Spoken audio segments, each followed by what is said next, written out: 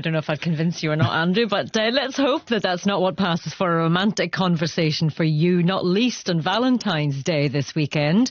But more and more people, it seems, are being targeted by financial scammers on online dating sites. Research by Lloyds Bank suggests that victims of these romance scams are tricked out of an average of £8,000 last year. Paul Davis, the bank's Director of Retail Fraud Prevention, is with us now. Hi, Paul.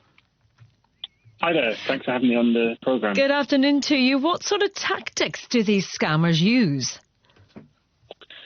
Well, these scammers are incredibly sophisticated people. They do this for a living. And we know from speaking to our customers that they use these dating websites to try and find potential victims. They strike up conversation, they try and build relationships, and then once they think they've got the trust of their victim, they move the topic of conversation onto money. And their goal, of course, is not romance at all, but to try and get the victim to pay away their life savings. Yeah, I understand the bank's been looking at the psychology of how emotions can take over in these situations. So what have you found? Well, that's right. I mean, trying to stop these scams from happening is a top priority for us because they can involve life-changing sums of money being paid away, and the fraudsters as well are playing on emotions and can really rob people of their confidence.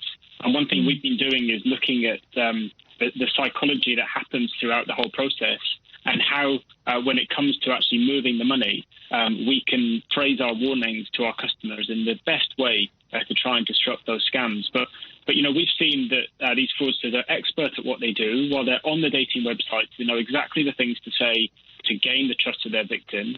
They exploit things like urgency and vulnerability in order to get the victim in their grasp. And then they know the moment to strike, when to bring up the topic of money to get the victim to part with their cash. And do you think it's been increasing during the pandemic?